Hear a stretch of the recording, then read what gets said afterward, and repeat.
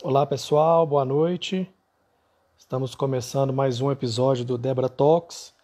Hoje não assuste, porque hoje teremos outra forma de conduzir o Debra Talks, que a nossa entrevistada será a doutora Rosali, a nossa grande mestre de cerimônia, mas hoje eu vou estar assumindo esse lugar aqui com muita satisfação e prazer de levar mais uma grande live para vocês.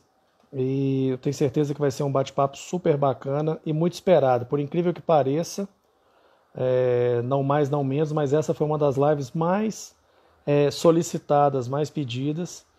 E teremos hoje o prazer de bater um papo com a nossa grande mestre de cerimônia, a doutora Rosali.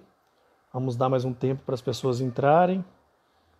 E daqui a pouco a gente já começa. Esperando a doutora Rosali entrar também. Eu tenho certeza que hoje vai ser não na altura do bate-papo da entrevistadora, que vocês já estão acostumados, mas certamente farei o melhor. E em termos de conteúdo, hoje é um conteúdo super demandado, super pedido, que é a parte de cirurgia de mãos, os cuidados, enfim. Vai ser uma oportunidade super legal da gente bater um papo interessante, conhecer um pouco mais também da doutora Rosali, que é quem sempre está com a gente mediando, fazendo os trabalhos. Então, acho que vai ser. Ela entrou aqui, vamos tentar.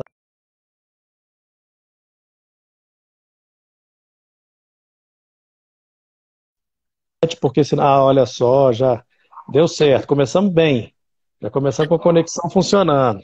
Boa noite, Rosali. Boa Tudo noite, bem? Leandro. Tudo bem? Ah, Diferente hoje da trocou de imagem. lugar, né? Hoje está na parte inferior do vídeo, então sabe que hoje a dinâmica é diferente. Vai ser entrevistada, vamos compartilhar um bom papo aí nesses próximos minutos, essa próxima hora. E vamos esperando o pessoal entrar. Enquanto o pessoal vai entrando, eu não sei, Rosali, se você sabe, mas esse projeto do Debra Talks, ele é semanal, né? Todas as lives acontecem semanal. E a gente salva todas as lives que a gente já conversou com os profissionais, a gente salva ela no IGTV. Então as pessoas têm a oportunidade de assistir pelo IGTV logo após a live, ela já está no Instagram. Quem não conseguiu, porque às vezes não deu tempo de ver pelo próprio Instagram, a gente tem um portal nosso, que é o nosso centro repositório principal de informações, e vídeo hoje é o que as pessoas mais gostam, mais interagem. Nós temos o canal da Débora no YouTube. E o canal da Débora no YouTube, a gente tem todas as lives que a gente já fez até hoje. E às vezes as pessoas E não têm vídeos extras. noção. E vídeos extras. E vídeos extras. E catalogados e organizados por tema. E as lives que a gente faz também com a comunidade EB, com as famílias, que a gente já teve belíssimas histórias. E então todas estão catalogadas lá. E eu não sei como que às vezes você No também não deve site. fazer. O site também tem lá na parte da biblioteca todos os vídeos com repositórios. E além de tudo, eu não sei se você sabe, porque você é a nossa principal apresentadora, linha de frente, está sempre comandando com maestria. A responsabilidade minha subiu enormemente, porque estar aqui fazendo a entrevista não é fácil.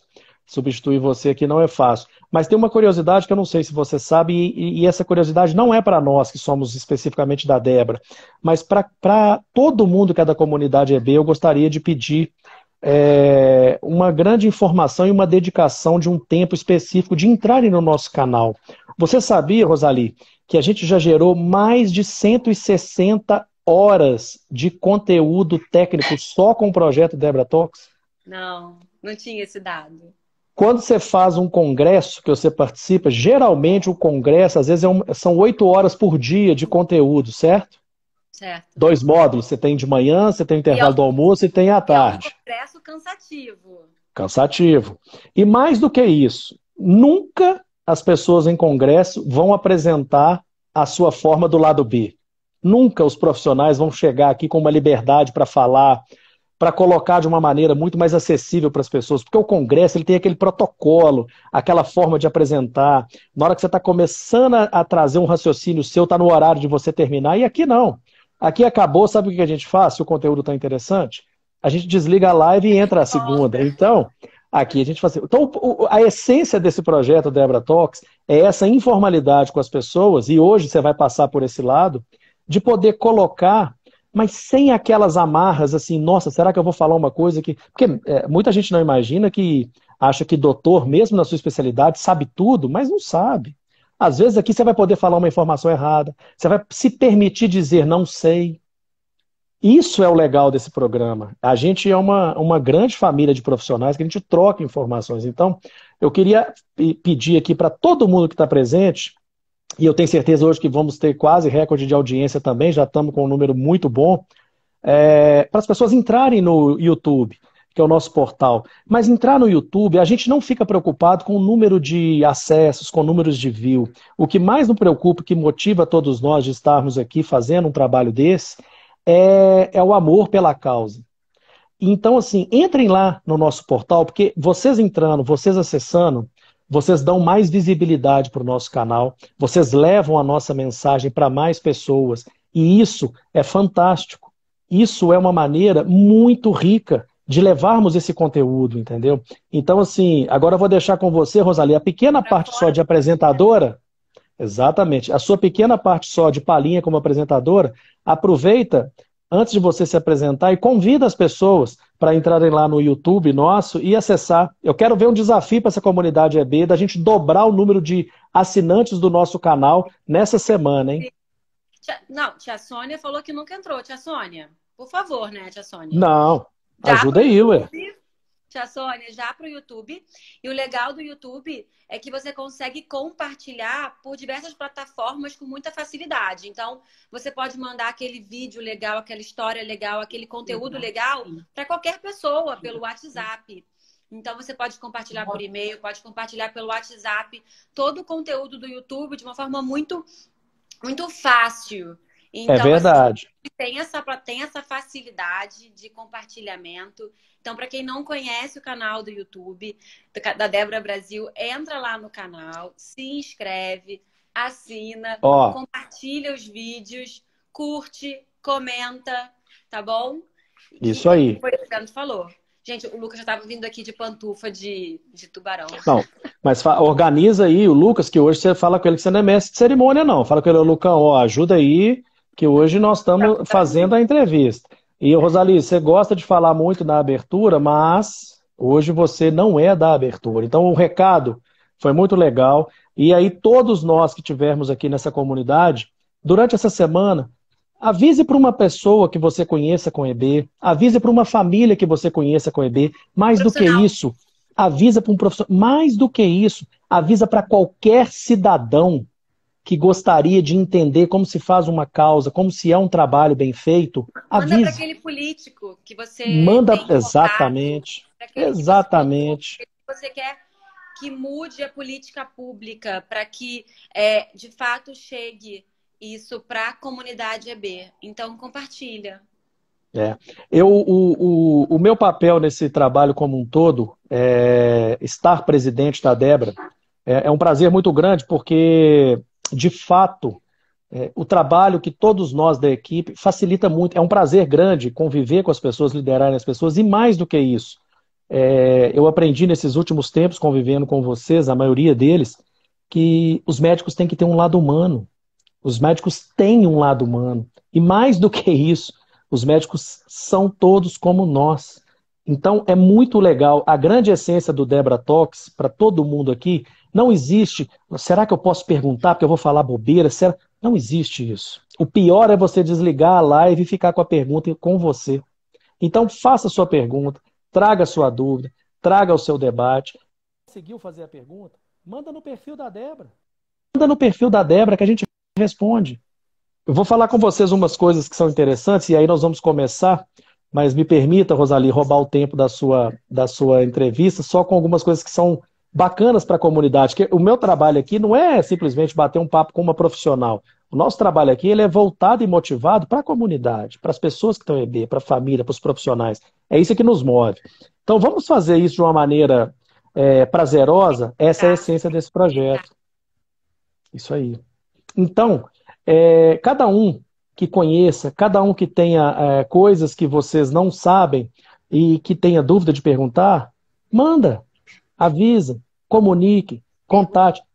A Débora, aqui nós não temos uma central que fala assim, nossa, mas você é conhecido. Não, a gente atende qualquer pessoa, em qualquer situação, em qualquer lugar. E o nosso desafio com esse projeto, você vai lembrar bem, quantas resenhas a gente teve, né, para conversar e falar, se todo mundo sabe. A gente faz 1 hora de live com vocês e depois tem quase 1 hora de resenha do grupo pequeno que troca ideia, traz sugestões, temas. E aqui no Debra Talks, a comunidade, vocês hoje fizeram, a Rosalie está aqui, não é porque a gente não queria, não. O volume de sugestões e recomendações para que ela viesse como profissional, como ser humana, como voluntária, trazendo como o olho brilha quando fala da EB, quando fala das pessoas, é isso que fez com que a gente trouxesse ela. E outras tantas pessoas que vieram como profissionais, como família, fizeram contato com a gente. Então aqui não tem uma regra, fulano fala, fulano não fala, não tem isso. O programa é de vocês. Quem faz, nós estamos encerrando a primeira temporada do Debra Talks agora, depois nesse Covid, e a gente descobriu algumas coisas interessantes. Foram quase 40 programas, foram quase 170 horas de conteúdo, mais tantos assuntos e respostas e volume de informação que rendeu. E todas as perguntas, interações. E a gente aprende demais, né, Rosalie? Nossa Senhora! A gente aprende muito. É uma oportunidade, é um privilégio poder estar aqui conversando, compartilhando histórias. É um privilégio. E aí aproveita. Aí você aproveita e vamos começar de um jeito diferente esse Debra Talks. Todo mundo que está gostando, todo mundo que quer ver o bate-papo com a Rosalie, enche aí a caixinha de comentários só de mãozinha, dando tchau de coraçãozinho aí para mim. Quero ver se está todo mundo prestando atenção. Pode entupir aí o chat, quero ver. E aí, Rosalie, enquanto as pessoas vão mandando as interações... fácil. Manda pra gente aqui. Vamos aproveitar e começar diferente. A Cris Pliego mandando a mãozinha, Tia Sônia. Tia Sônia é lotada de coração, né? Tia Sônia entrou, testemunha e virou assídua. Depois da live da Elka, a Tia Sônia foi ver as antigas. Grande Fernando. Mensagem falando que... A Fê suspeita. Que ela amou a live da Dona Elza. Entendeu? Ela foi ver as antigas. A Tia Sônia foi muito fazer, bom. Assim, muito bom. Um tirão de lives, assim, sensacional. E o engraçado é assim, a gente não tem nenhum escopo programado, né? As coisas saem. Eu acho que isso é que é o grande legal do Debra Talks.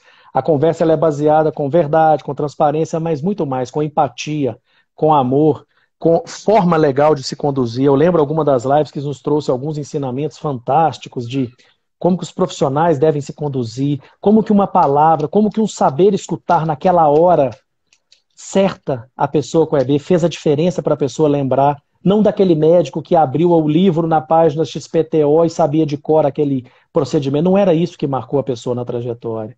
E aí, Rosalie, a gente vai começar diferente, esse para variar, né? Óbvio, você já está no quadrante errado aqui que você já está acostumado. Isso aí. Conta pra gente, então, o seguinte. Quem que é a doutora Rosalie? E de onde... começando diferente. Essa pergunta nunca foi feita. Então, conta pra gente, assim, quem é a doutora Rosalie? De onde que a gente veio com a doutora Rosalie para ela chegar até na Debra e estar nessa telinha? Conta pra gente um pouquinho. Eu já tô chorando, porque eu sou uma chorona. Não. Eu até pensei, eu até falei assim, gente, eu vou ter que contar essa história, mas eu sempre choro só de lembrar da história. Porque para mim é muito emocionante. Eu sei bem dessa história. Eu sou médica, né? Sou médica, cirurgiã plástica de formação. E tudo começou em 2015. 2015 não é à toa que foi o ano que o meu filho nasceu. O Luca nasceu em fevereiro de 2015. E eu fiquei 3 meses afastada para tomar conta dele. Então, foram 3 meses essenciais que eu fiquei em casa com ele o tempo todo, mas eu precisava voltar a trabalhar. Eu amo o meu trabalho. Eu gosto de trabalhar. Então, eu voltei, eu fiz algumas adaptações. Eu não podia mais ficar tanto tempo fora como eu ficava antes, porque eu tinha um bebê pequeno em casa. E eu precisei reduzir meu horário. Então, fui para a rotina do hospital infantil, na cirurgia plástica. O que é a rotina? Explica para o pessoal. A rotina é um médico que vai mais dias, mas num horário menor. Eu não Exatamente. queria ficar muito tempo, 12 horas, plantonista. Então, para mim, era melhor por conta do Luca muito pequeno. E aí, eu no dia 2 de junho, eu recebi um parecer da UTI. A Eveline também lembra. A UTI. E aí, era um parecer para ver uma ferida de uma criança com epidermólise bolhosa. E eu já tinha ouvido falar sobre a doença. A gente tinha uma outra paciente mais velha também lá, mas, enfim, eu não era minha praia. Não era minha onda. Eu não surfava nessa onda. E aí eu fui lá, eu respondi, para responder esse parecer, e eu lembro como se fosse hoje. Claro, eu vi aquele pé da paciente, aquela criança, e aí, nossa, aquilo mexeu comigo, porque naquele mesmo momento eu me coloquei no lugar daquela mãe, né? Por quê? Por que que aquilo aconteceu com aquela mãe?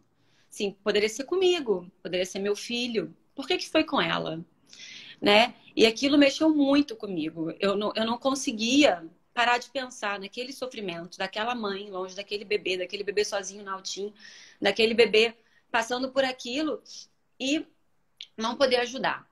Então, tudo dentro do hospital tinha sido feito dentro do protocolo existente até aquele momento, mas não era suficiente. Era visível que a gente não estava ajudando aquela criança e era visível que a gente não estava ajudando aquela mãe. E aquilo, assim, me incomodava de uma forma, assim, que é inexplicável. Eu chegava em casa chorando, eu chorava o tempo todo, eu chorava falando com a mãe, eu chorava trocando o curativo da Lívia, eu chorava falando com os outros profissionais, pedindo para eles me ajudarem, me orientarem. E eu chorava falando com as pessoas e era, sim, eu chorava contando os dedos do meu filho, Leandro. Eu chegava em casa, pegava o Luca, que tinha 3 meses, eu contava os dedos dele. Eu falava assim, 1, 2, 3, 4, 5, 1, 2, 3, 4, 5.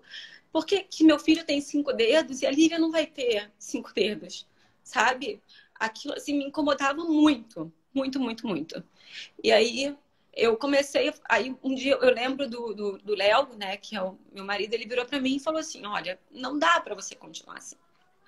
Você não tá ajudando, sabe? Você chega aqui, eu chorava com o Luca no colo, assim, e dando mamar para ele, chorando, pensando na situação. E aí ele falou: você não pode continuar assim. Aí eu falei assim: não, você tá certo, eu não posso. Mas eu preciso ajudar ela. Então, o que que eu vou fazer? E aí eu comecei a pesquisar. E eu não sabia, porque todo mundo aqui no estado tinha uma única resposta. Tudo que é possível já foi feito. E não era tudo que é possível. Eu não sabia o que que era, mas era claro que não era. Então eu Sem comecei a dúvida. pesquisar e eu descobri a Débra Internacional, a Débra Estados Unidos, e eu mandei um e-mail. E foi um e-mail muito simples. Foi assim: olá, eu sou médica, cirurgiã plástica, eu tenho uma paciente com epidermólise bolhosa. Can you help me? Terminava assim: can you help me? E aí eles responderam: yes. E aí mandaram um consenso de feridas de 2013, na época 2012, na verdade, era o consenso de 2012, que era o último que eles tinham, consenso de feridas, o CPG da Débora, o guideline, todo em inglês, 55 páginas, de nomes que eu nunca tinha ouvido falar na minha vida, de curativos que não tinham no estado do Espírito Santo. Eu tinha certeza que o estado do Espírito Santo não tinha. Isso eu nunca tinha ouvido falar. Estava no hospital que era referência infantil e a gente não tinha nada disso. A gente tinha falado com a pessoa que era referência aqui no estado e ele não sabia de nada disso. Então a gente não tinha nada disso aqui. E aí eu então comecei a pesquisar na internet, procurando o nome das empresas e mandando e-mail para as empresas.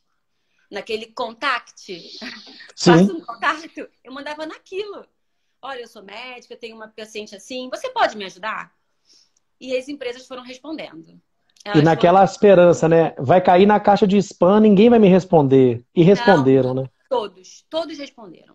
Todos responderam e falaram assim: doutora, a gente pode te ajudar, a gente tem o material que a senhora precisa, a gente pode mandar para sua casa, para o hospital, para onde você quer que mande. E aí eles mandavam. Chegava caixas de material na minha casa. Um material que eu não sabia como usar, que eu não conhecia, que eu não sabia o que que era. E aí eu então precisei aprender, já tinha lido consenso, já precisei ler como usar o produto, como fazer a curativo, coisas que eu nunca tinha Hã? feito. E aí assim começou a jornada. E aí eu comecei a fazer, e no hospital infantil as pessoas à minha volta começaram a ver que aquilo ali estava fazendo efeito. Aquilo começou a motivar a equipe, tudo aquilo. E E eu ia te aí, perguntar isso. Tem uma história do hospital.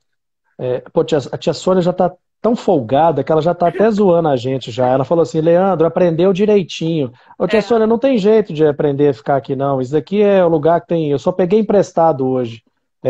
Mas, ô, Rosalie, tem uma história interessante.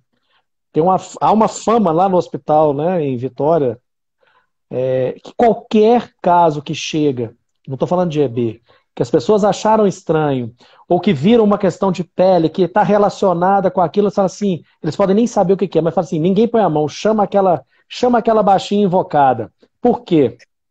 não, no, Porque foi à toa que você movimentou mundos e fundos para conquistar o que o hospital conquistou. E aí aproveita e comenta o que você conseguiu implementar de uma pessoa que estava em casa, supostamente achando que estava fraca, que estava achando que o mundo estava difícil de ajudar, e aí você levou para o hospital um ambiente que você hoje ajuda muitas pessoas. E sim, você aglutina. Uma das características grandes que você tem, que é juntar as pessoas fácil perto de você, porque a relação é ganha-ganha.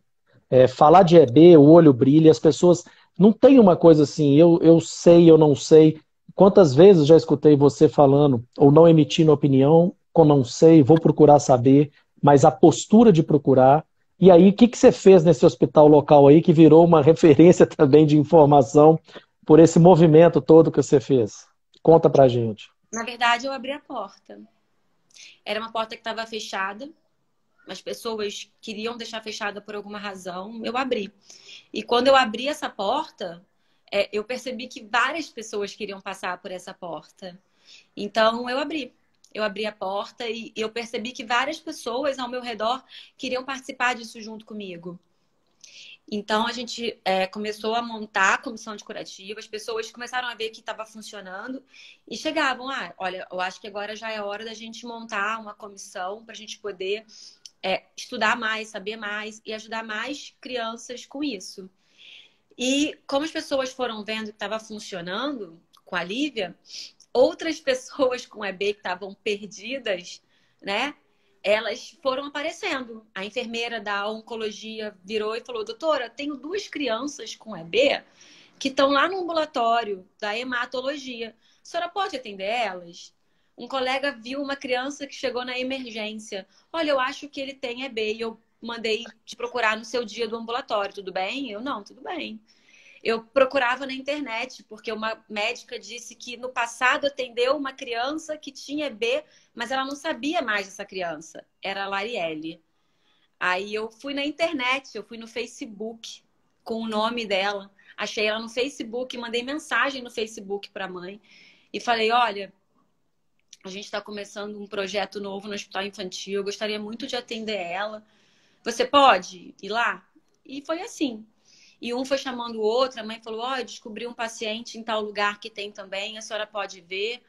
E foi indo assim, e eu fui percebendo que várias pessoas queriam participar disso, né? E a gente foi estruturando a comissão, foi se capacitando, foi aprendendo, e é muito bom porque a gente conseguiu ajudar muitas outras crianças que não eram EB, e hoje eu consigo ajudar adultos. Porque, na verdade, mexer com ferida se tornou uma parte muito, muito grande do meu dia. Então, aí eu, hoje, por conta disso, por conta da Lívia, por conta daqueles olhinhos, a Lívia faleceu esse ano, foi já 6 de janeiro, por conta daqueles olhinhos, assim, que eu lembro até hoje daquele olhar, que era uma coisa impressionante. Ela era uma coisinha pequenininha na incubadora da UTIM, do Hospital Infantil. Na primeira vez que o olhinho dela, assim, encontrou com o meu, não tem explicação. até hoje, assim, Mas não tem. não, não tem. É impressionante. Eu falo É, isso com a mãe dela, falo com o pai, com a tia. Depois, depois, durante esses anos, a gente teve um contato muito próximo. É, foi impressionante. E aí, por é. isso, que tudo mudou. Rosa- Minha vida é. mudou. E o nosso trabalho, eu falo, eu conto duas histórias, Você queria me fazer aonde chorar, né, Leandro? Você de queria, forma né? alguma, eu vou dar um tempo. Agora eu vou dar um a zero meu. Um dos objetivos feitos. Dois, né? Porque um foi conseguir fazer toda a abertura. Mas brincadeiras à parte, eu conto duas histórias depois que a gente entra. Três, né? O que você colocou no hospital é verdade. Você abriu a porta de entrada, Eu abri a mas porta. até a gente que está no dia a dia, a EB faz isso. Ela é um casamento que você sabe o dia que começa e não sabe o dia que termina, porque a intensidade, a forma do que a gente pode ver e o que esse mundo mexe com todos nós é impressionante. Então, assim, é um processo de ressignificação para todos. Eu tenho certeza, e eu falo, eu vejo diversas pessoas, e aí eu vou aproveitar para atualizar que o meu contador de coraçãozinho e palminha estourou aqui nas mensagens. Não dou conta de contar o volume de gente que está mandando para você uma mensagem, falando do orgulho de ter você, te Amigos meus agradecendo. médicos entraram aqui, assim, amigos de E tudo de faculdade. maneira assim, pessoas nossas que estão no nosso dia a dia, doutora Ana Paula, a Ana Paula Rei, várias pessoas que passaram aqui, inclusive, sendo entrevistadas por você presente, mandando um grande beijo, um grande orgulho de estar nesse grupo.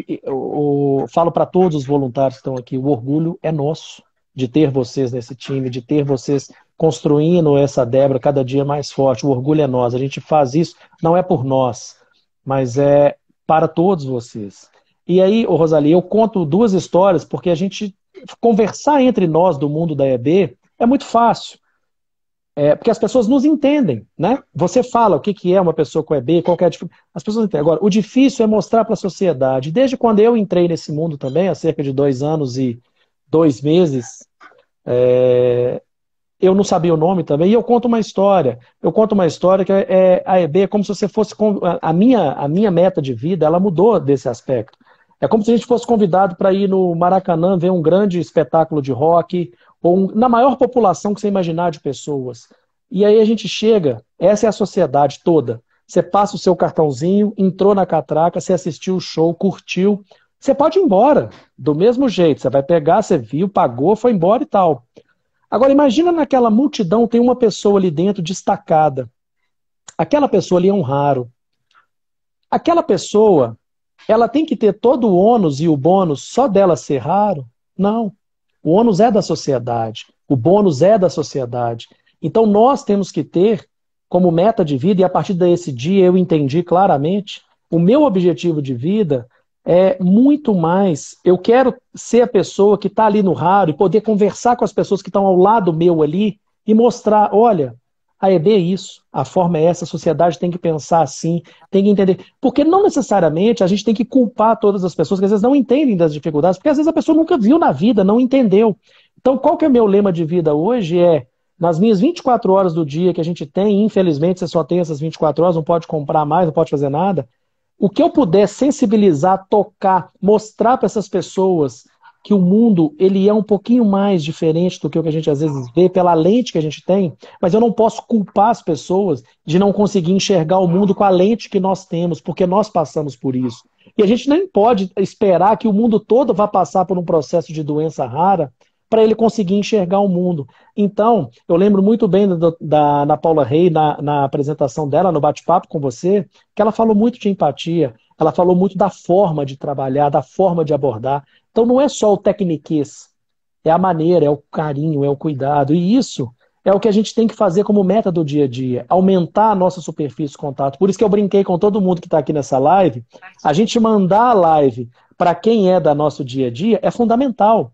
Mas a gente tem que abrir, a gente tem que ampliar, a gente tem que fazer com que as pessoas entendam a causa. É o que eu brinco com o câncer. O câncer, eu fui estudar lá atrás a oncologia, quando no grande a indústria lá atrás, ela era desorganizada, as pessoas não sabiam. Só que hoje não. Hoje, se você fala de câncer com qualquer pessoa, você fala com o presidente dos Estados Unidos, Ele não só sabe o que é, porque às vezes ele teve uma pessoa da família, um amigo próximo. Agora, EB, eu não posso culpá-lo dele, ele não é sensível. Não, cabe a nós a fazer esse papel. Então é um trabalho de formiguinha, dia a dia. Mas a gente sabe só a porta de entrada, não sabe realmente a porta de saída. E aí a Rosalie chegou nesse mundo.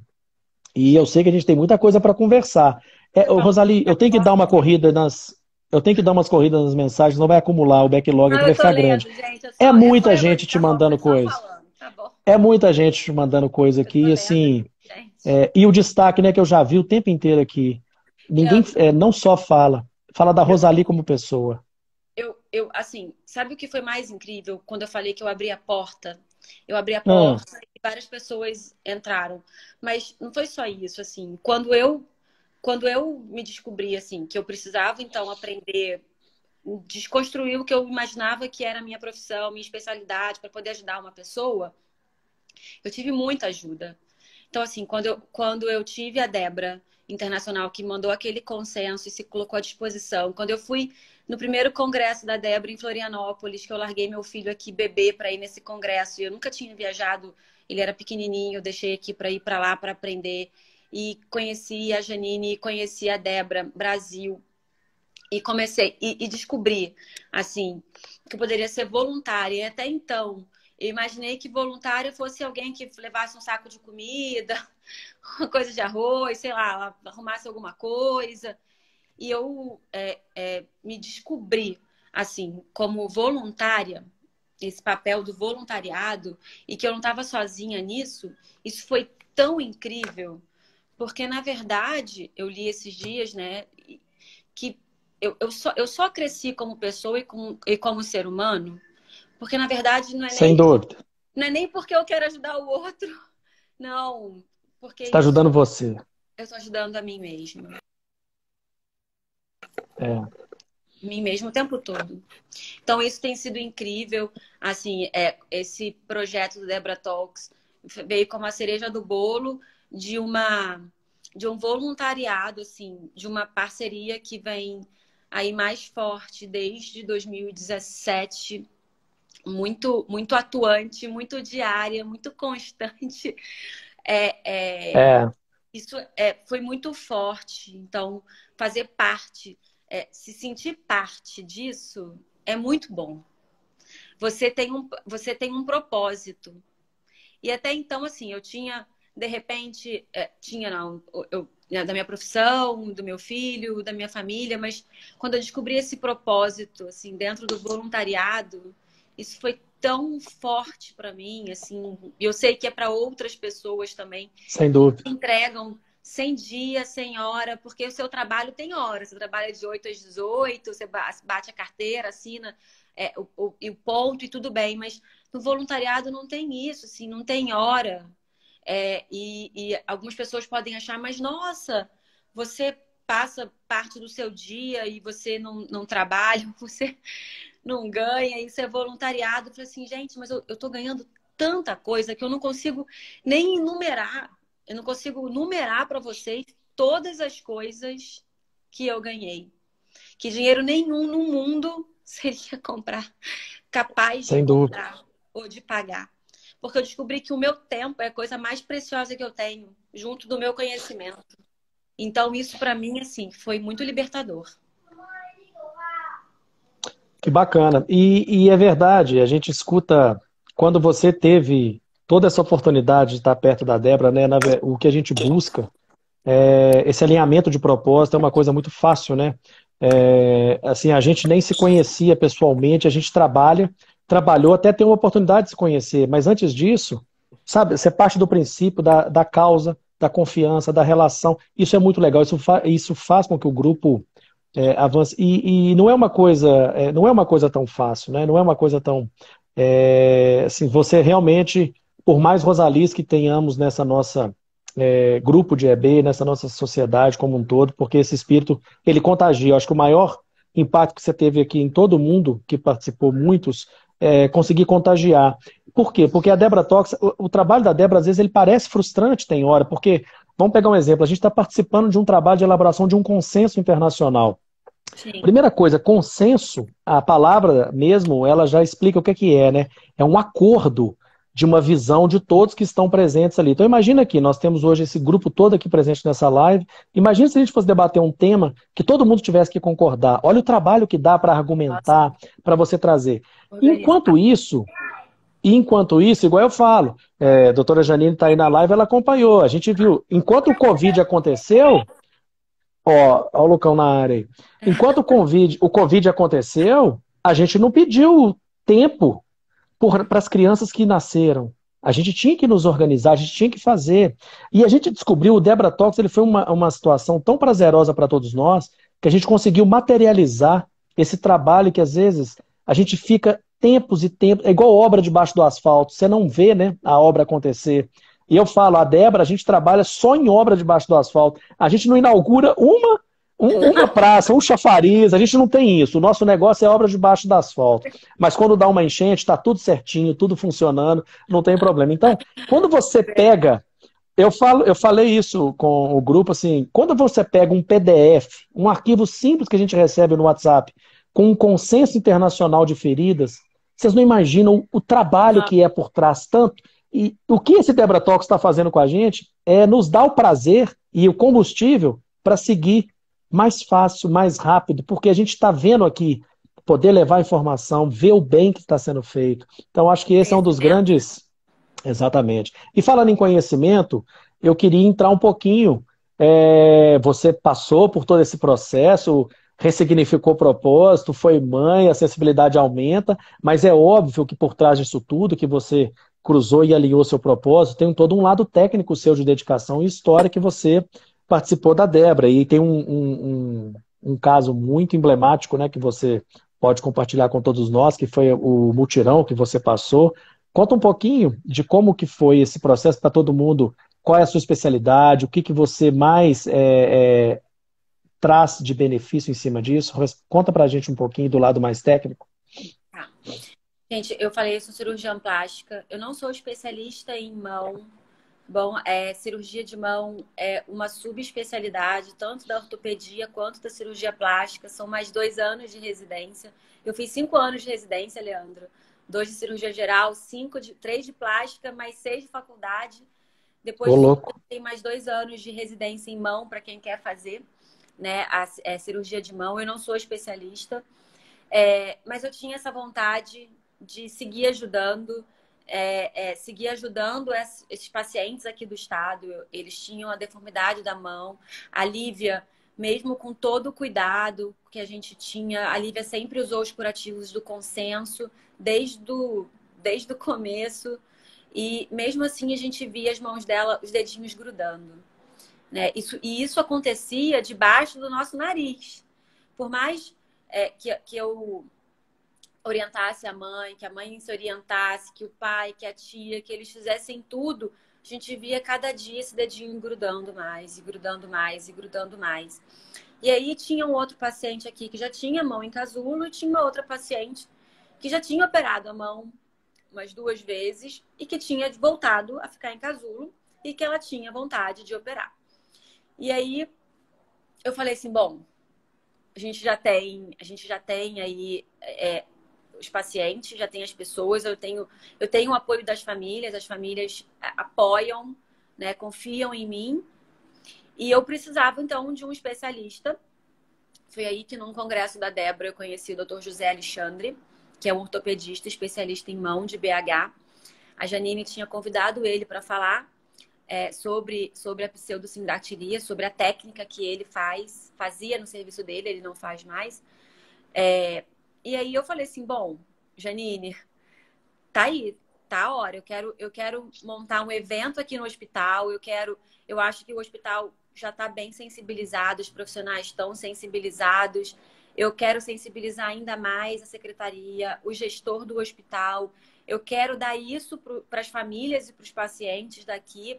Eu quero fazer um encontro de epidermólise bolhosa aqui no Hospital Infantil. E eu quero que esse encontro preceda o mutirão para operar as cirurgias da mão. Aí começou a saga. Isso foi uma ideia. Isso foi uma ideia falada. Isso foi uma ideia falada. Cafezinho. Eu quero isso. Aí eu contei essa ideia para o grupo da comissão de curativo. Eu falei assim, olha, eu tenho essa ideia. E eu quero saber se vocês embarcam comigo. E é muito tempo que não tinha um evento científico no hospital infantil. E todo mundo embarcou. E a gente montou esse multirão assim. A gente sentou junto, eu e a Aline, que é a enfermeira da época do centro cirúrgico, que sempre foi muito parceira.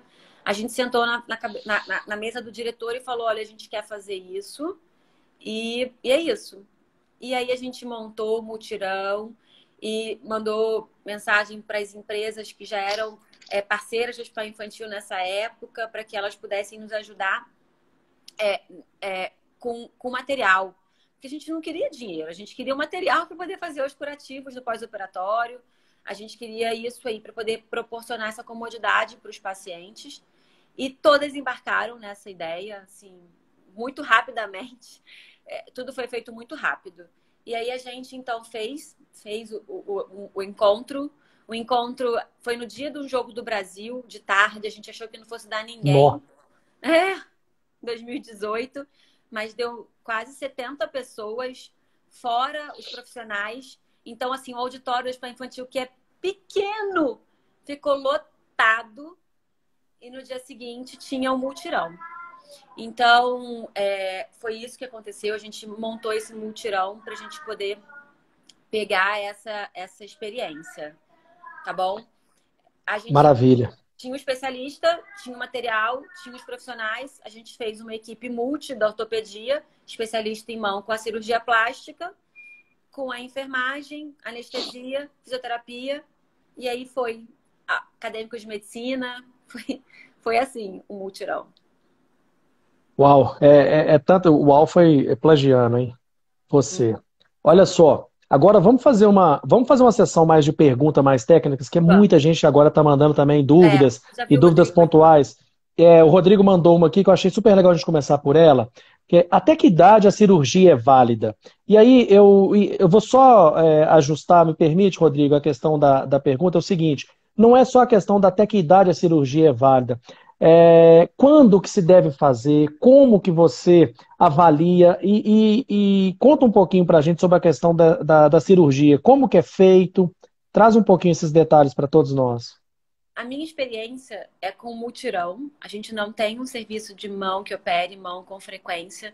E, na verdade, isso é bem raro, essa frequência, porque são casos raros. Então, não tem um serviço de referência no Brasil que seja exclusivo para operar isso, pessoas especialistas nisso, tá bom? As pessoas são serviços de mão que operam EB. E não é a mesma Tá. coisa. Não é a mesma coisa, porque são muitas diferenças de uma deformidade em Uhum. mão, de um dedo em gatilho, de uma doença autoimune para uma doença genética como a EB, que é tão complexa e que tem tantas nuances numa cirurgia para liberar os dedos, né? Então, assim, nunca li um artigo que falasse em idade máxima. Então, eu acho que a idade máxima vai dentro da possibilidade cirúrgica. A gente sabe que quanto mais tempo passa, mais a mão vai ficando em casulo, mais difícil vai ser fazer a separação sem causar lesão do plexo. Porque Uhum. fica muito tempo assim, quando você estica, você acaba esticando os vasos que ficam ao redor aqui, do ladinho, correm na face lateral aqui dos dedos. Esse vaso estica tanto que ele isquemia. E aí o dedo pode acabar não tendo suprimento sanguíneo e acabar necrosando. Então, quanto mais tempo você tem de lesão em casulo, mais difícil e perigoso é você separar e deixar a mão assim, porque você estica o vaso e tem risco de necrose. Então, não existe uma Uhum. idade máxima, mas quanto mais tempo assim, muito mais difícil vai ser a cirurgia e talvez até mesmo inviável de ser feita tecnicamente. E mínimo, Tá. não tem uma idade mínima. Se a criança já tem uma deformidade, né, e tem indicação de cirurgia, pode ser feito. O que acontece? É que se a criança é muito pequenininha, o vaso é muito pequenininho.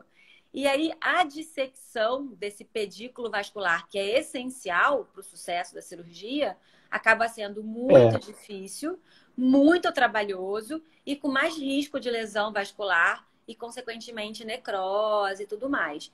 Então, na verdade, é um conjunto que você tem que estudar com a equipe que está acompanhando. Porque vai muito da Perfeito. experiência da pessoa, da equipe, né? Para você poder ter um resultado. Então, eu acho que isso Uhum. é verdade. Rosali, uma das perguntas que a gente recebeu também pelo nosso Instagram, nós deixamos uma É, sessão de perguntas, e uma das perguntas é assim, e não tem como, né? A Ana Luísa, eu falei com ela que ela ia ter um volume só de perguntas que eu ia fazer e ela já começou usando. A Ana Luísa trouxe uma pergunta que eu acho que muitas pessoas no dia a dia têm essa dúvida. tem. O trabalho da prevenção, que é a utilização dos curativos, a separação dos dedinhos. Eu queria que você respondesse um pouco esse lado da prevenção. Depois a Adriana fez uma outra pergunta já na fase adulta, que nós vamos trazê-la. Mas essa primeira pergunta da Ana Luísa sobre a questão da prevenção, acho que todas as mães gostariam de entender. E depois a gente vai para um caso mais já de fase adulta, que é, você tem uma decisão de fazer numa fase adulta que já estiver, qual é a chance de sucesso ou como se avalia isso? Comenta primeiro o lado do cuidado do tratamento e depois a gente vai para uma pergunta mais já final já de adulto. A gente tem dois tipos de prevenção que a gente chama prevenção primária e prevenção secundária. Prevenção primária seria quando. Gente, eu vou ter que ir Vai lá, lá, Lucas, senão ele não vai parar de falar. Rapidinho, ó, é ao vai vivo. lá, vai lá. Vai lá, a gente vai organizando as perguntas aqui enquanto você vai lá, que a gente vai fazer, nós vamos fazer todas as perguntas. Quem tiver dúvida, pode mandar pelo chat, que a gente vai catalogando aqui, trazendo as dúvidas. Também, a doutora Rosali está no chat também, junto com outros voluntários, se tiver alguma coisa que possa ir ajudando e colaborando, porque esse é um assunto que ele tem um volume de dúvida natural, porque ele está com todo mundo. A Sara Cristina acabou de trazer uma pergunta aqui. Essa pergunta, Sara, eu vou deixar ela mais para o final, com certeza. Ela já está aqui nas nossas para ser feita. Se essa cirurgia tem sucesso ou não, nós vamos falar dela. Pode aguardar um pouquinho. Nós vamos falar assim. Deu certo lá? Deu. Que Eu tive bom. Mas então oportunidade. fala dos curativos e da prevenção, vai. Então, tem prevenção primária e secundária. Primária seria quando a gente previne para não ter deformidade, e secundária seria depois que a gente operou esse paciente para evitar uma recidiva. Seria, então, uma recorrência, seria uma prevenção secundária. Eu tive a oportunidade de ver uma palestra no Chile de um dos organizadores do consenso, que ainda não saiu, o consenso de cirurgia das mãos. É um consenso muito esperado, estava para sair Legal. esse ano, de 2020, talvez atrase. Ele falando sobre isso. Parece, o consenso não saiu, né? Mas parece que não existiu uma diferença estatística entre o tipo de cobertura que você usa para separar. O importante é que você faça a A separação. individualização dos dedos, da comissura, que você faça isso com a cobertura que você tiver, tá bom? Não existe uma diferença na que você vai usar. Foi isso que ele falou nessa palestra no Chile, tá bom? Não tá ainda assim no consenso, ainda não saiu, mas estava caminhando para isso, tá bom? Então, Tá bom? os curativos ajudam a separar os dedinhos, ajudam Uhum. sim. Não é que ele retarda a junção, é porque a gente também nessa palestra, ele falou que, na verdade, se estuda que talvez algumas pessoas com a forma distrófica recessiva tenham alguma alteração genética que favorece a junção. E outras não Tá. têm. Por isso que você vê algumas pessoas com EB distrófica que juntam, outras que não juntam. Então, é mais ou menos assim.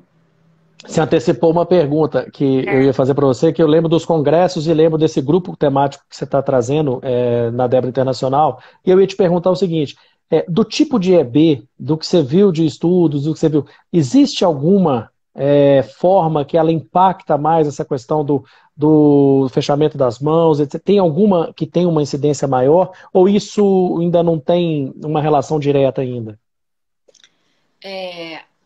Não, fala de novo, me perdi. O tipo de EB, ele Tá. pode aumentar a probabilidade de incidência e gravidade com os extremos, que é mãos, pés, etc.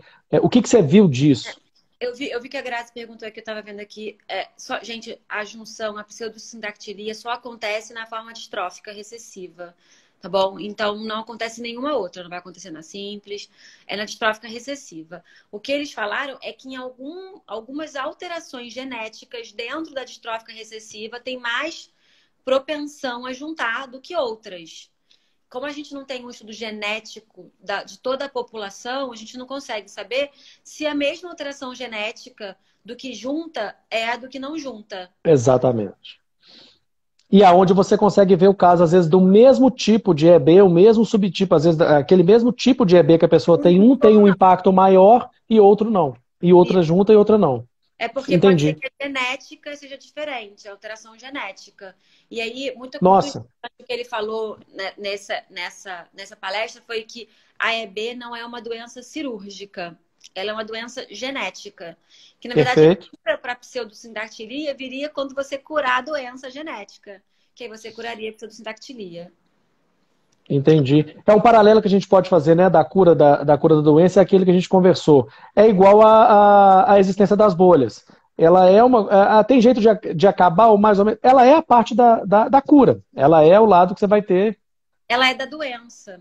Por isso que é tão Exato. difícil quando você tem. A gente tem pacientes que nascem com os dedos juntos, que são sindactilias. A gente tem sindactilias complexas que vão até a ponta do dedo, que juntam osso.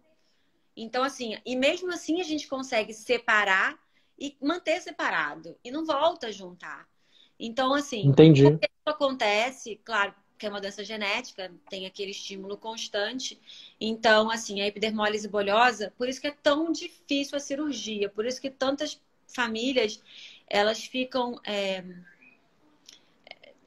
seria triste, mas a expectativa delas não é alcançada com a cirurgia das mãos, porque elas operam e elas veem debaixo dos olhos dela os dedos grudarem tudo de novo. Nós vamos falar sobre essa questão da recidiva e aí tem duas perguntas aqui que eu acho que são interessantes. O Rodrigo colocou um comentário se vale a pena fazer somente fazer o polegar e o indicador e se nos casos deve se fazer com enxerto de pele. É legal essa observação do que fazer, né? Porque a gente acha que às vezes é fazer a mão toda, né? Então, como que você vê isso, Rosali? Até em questão de trauma, de recuperação, de sequência, né? Como que você recomendaria? Então, de novo, assim, a cirurgia clássica era aquela que você solta todos os dedos, coloca um fio para manter eles retinhos, colocava naquela raquete e deixava a mão assim até cicatrizar. Só que se percebeu que essas cirurgias demoravam um tempo cirúrgico muito grande, muito mais risco de lesão vascular de outros dedos, né?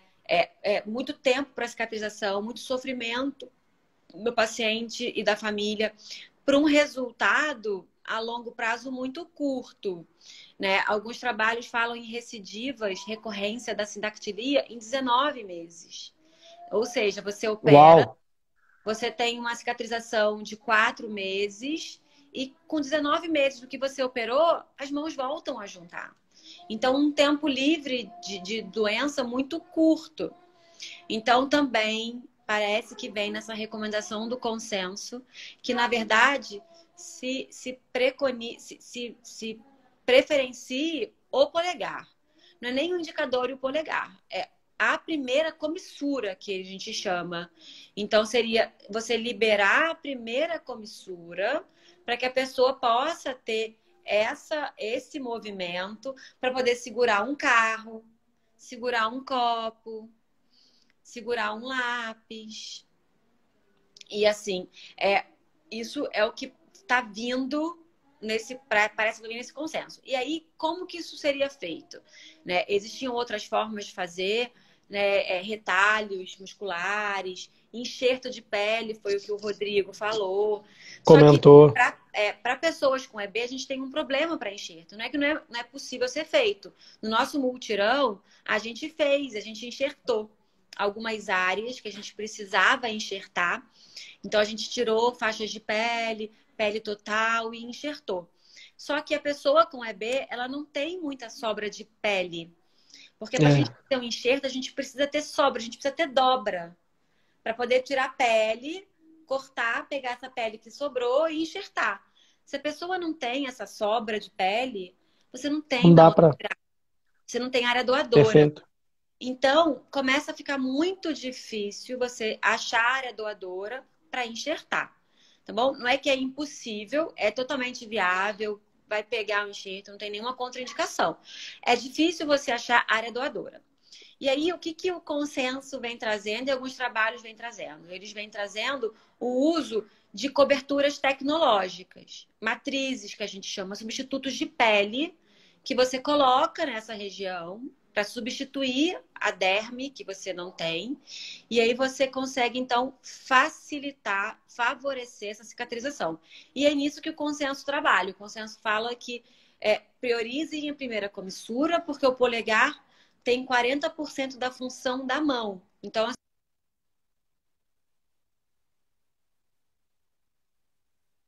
Ah, que recupera 40% da mão. E cirurgias simples, porque mesmo assim a recidiva é muito alta. Então, tá. eles hoje, o consenso vai vir recomendando, parece o uso de uma matriz. Você libera a primeira comissura, coloca uma matriz e deixa aquilo cicatrizar por segunda intenção. E com o uso da matriz, isso é muito facilitado. Então, Uhum, foi nesse caminho que ele conduziu a palestra e parece que é nesse caminho que está sendo conduzido o consenso. Junto uhum. disso, eu li um trabalho bem recente que publicou agora em abril de 2020 sobre um grupo da Itália, um grupo Legal. de cirurgiões de mãos da Itália, um serviço de referência que operam mãos com EB. Eles, um serviço de referência em anos, em 5 anos. Eles só conseguiram 24 pacientes para operar, né? Então, assim, não é um número muito grande. E nesse grupo, eles fizeram um estudo Não. da seguinte forma. Uma parte do grupo, eles fizeram da forma padrão, que era liberando os dedos e deixando cicatrizar normalmente, com curativos convencionais. E no outro grupo, eles usaram, então, essa nova tecnologia que eles queriam implementar. E aí, essa tecnologia, que é a matriz dérmica, que é uma matriz que a gente tem no Brasil disponível, é uma matriz que a gente tem no Brasil, você colocaria uma luva customizada. Eles liberam todos os dedos, colocam uma luva customizada desse material, envolvendo todos os dedos, envolvendo a mão, tudo que for possível, fazem a luva customizada e essa luva, essa pele, essa derme nova vai integrando nessa área e facilitando a cicatrização. Então, eles tiveram vários benefícios, vários bônus com essa técnica, tá bom? Mas o consenso da Débora parece que vem nesse caminho de liberar só a primeira comissura e, ao invés de usar enxerto, usar matriz. Mas usar o enxerto não estaria errado. Se você não tem matriz, e a matriz é cara, tá, Leandra? Super cara. Uhum, Uma matriz uhum. tamanho 10 por 30, ela custa em média uns 20 mil reais, Hum. a matriz. É. E você Então, vai usar assim, mais, na verdade. é. Então, assim, fazendo só eu vou tentar sumarizar, se tiver alguma coisa errada, você me avisa. Então, assim, porque a pergunta que não quer calar, né, que as pessoas estão fazendo tanto, que é o seguinte: vale a pena fazer a cirurgia? Essa é a grande pergunta que a gente vai entrar nela daqui a pouco, mas antes, eu vou só tentar fazer um sumário do que você comentou. Você tem aí um processo de cirurgia, que você tem um pós-operatório, que é uma decisão que você toma, que você está segurando aí em torno de uns 4 meses para você fazer uma reabilitação, para você tentar atingir a melhor maneira de sucesso daquele caso cirúrgico que você fez. A partir desses 4 meses, estatisticamente do que os estudos, né, trouxeram, que você tem até mais 19, você tem em torno de 20 meses ao todo que você possa ter uma recidiva. Ou seja, o custo-benefício disso, quando eu falo custo-benefício, não é custo financeiro, é o sacrifício de uma cirurgia, todo este processo. Nossa, nós já estamos falando, já tem quase 1 hora, vai faltar Vai 25 sair. segundos aqui. Então É. nós vamos fazer o seguinte: você guarda a sua resposta, nós vamos desligar, eu vou cair essa live e volto, e a gente tem várias perguntas para entrar aqui e responder, principalmente nessa área técnica, tá? Pode ser assim? Tá, pode. Então tá bom. Vamos entrar daqui a pouquinho, gente. Daqui a pouco.